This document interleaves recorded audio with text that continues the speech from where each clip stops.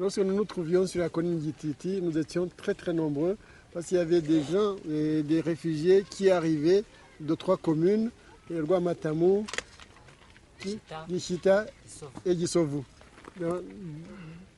Ces personnes venaient nous rejoindre sur la colline Gititi.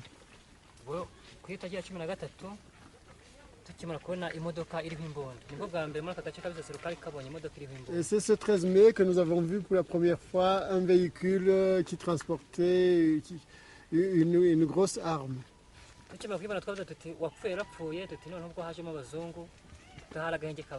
Lorsque nous avons aperçu ce véhicule, alors nous nous sommes dit, puisqu'il y a des blancs dedans, celui qui est mort est déjà mort, mais celui qui a survécu jusqu'à présent, là, il va peut-être être sauvé.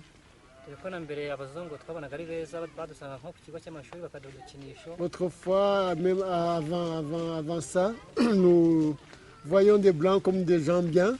Quand ils venaient nous voir à nos écoles, ils nous amenaient des jouets, donc on les trouvait des gens bien. Mais ce que nous nous disions, ce que nous imaginions ne s'est pas passé comme cela. Nous avons vu plutôt en ce moment-là des balles qui nous tombaient dessus.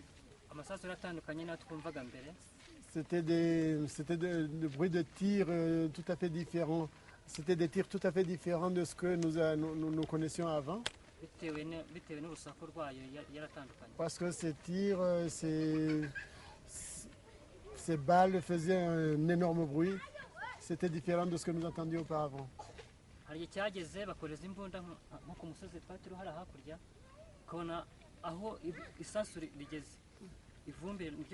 un certain moment, ils tiraient et là où tombait le projectile, vous voyez que sur le sol s'élevait une grande poussière.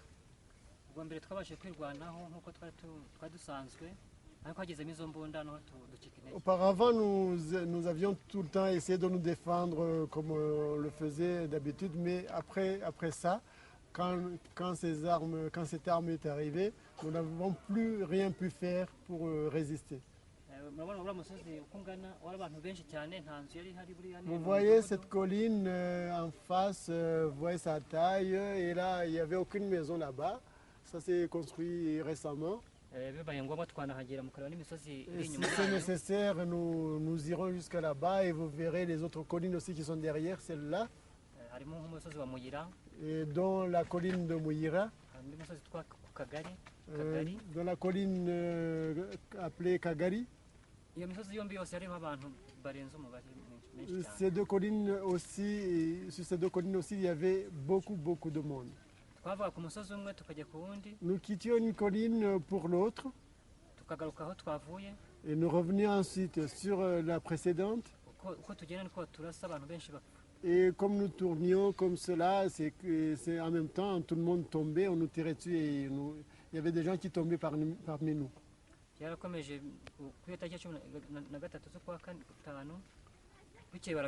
Et cela a continué lors de cette date du 13 mai et le lendemain ils sont revenus.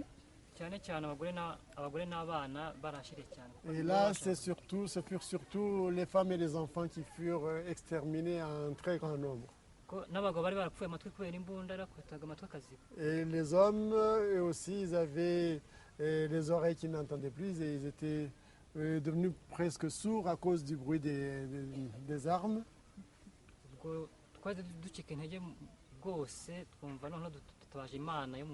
Et nous nous sommes sentis finalement vraiment abattus et nous n'avons plus que confier nos vies à Dieu.